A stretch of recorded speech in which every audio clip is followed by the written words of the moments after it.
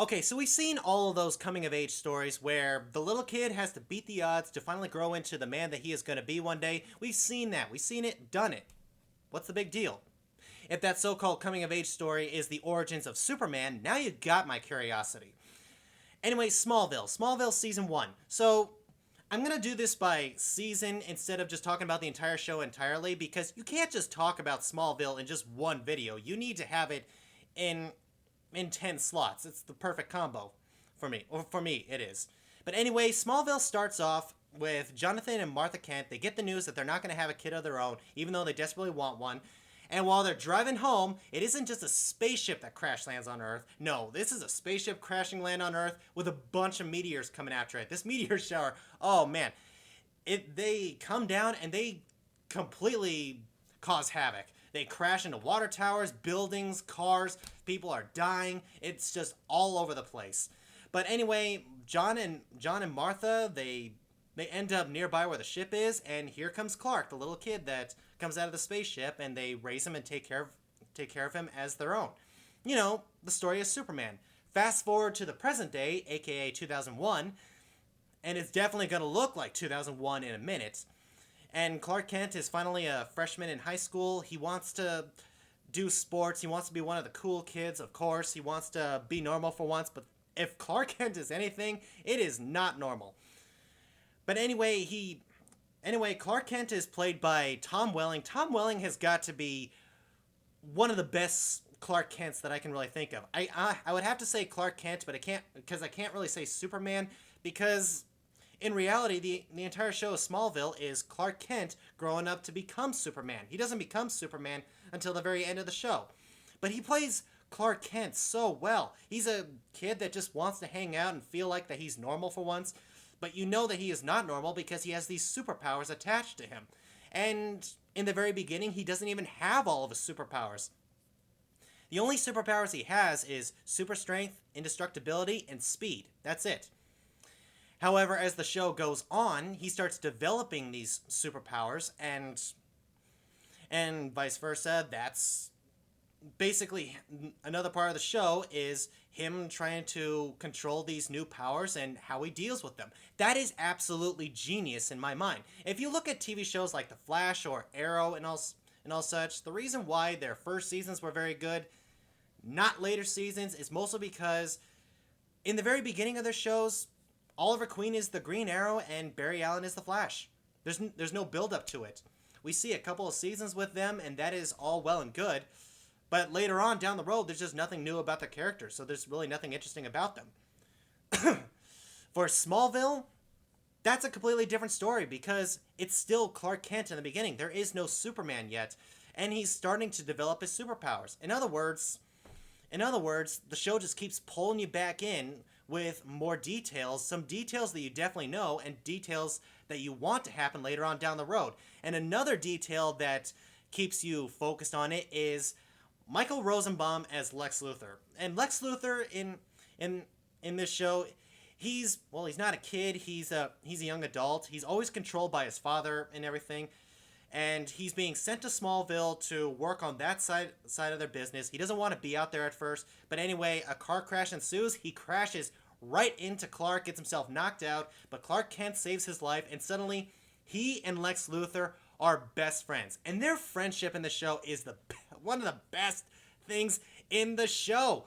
I mean, you absolutely enjoy Tom Welling and Michael Rosenbaum acting together, or just Clark Kent and Lex Luthor being together. Every time they're on screen, I'm having an absolute blast. You can see their friendship.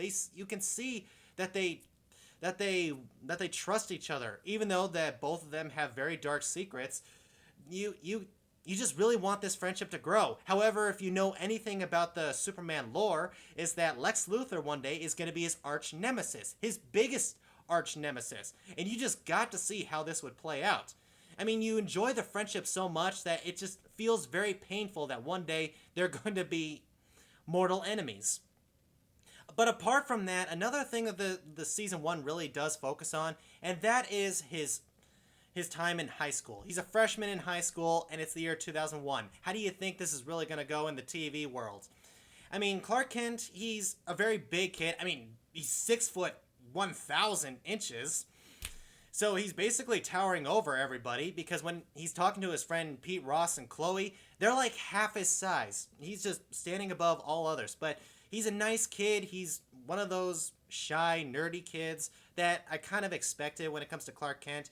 And also, he has a crush on the hottest girl in school, aka Lana Lang. Lana Lang is basically 2001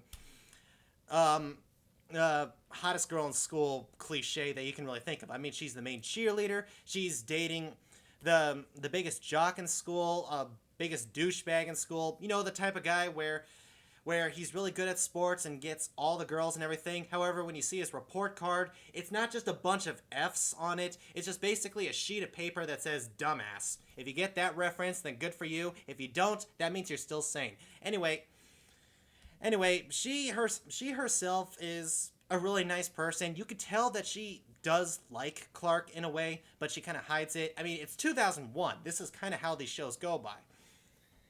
But either way, you still got to deal with the fact that they're in high school. But another thing that this show does as well is that because of the meteor shower that happened in the very beginning, there's those meteor rocks, aka kryptonite, that is sprinkled all over the town. And the show mostly evolves around Clark Kent trying to stop problems in which people get infected by these meteor rocks. Like, for example, there's this one kid that is good with insects, and then he gets infected by a bunch of stings, and suddenly he becomes Insect Man or something. I'm trying to think of something besides the word Spider-Man, but that's kind of what he is.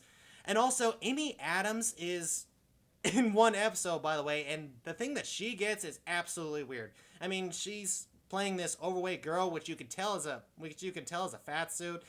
She's not really that big, but anyway, she's on a diet. She's on a diet and everything, and every time she drinks this water that has meteorite rocks into it, aka kryptonite rocks in it, you can see her get thinner and thinner and thinner until she's eating absolutely everything that there is. She even eats a live deer at a point. So even though kryptonite itself is deadly to Clark Kent, they give people these insanely weird abilities, and it's mostly just him trying to solve these problems as the show goes on.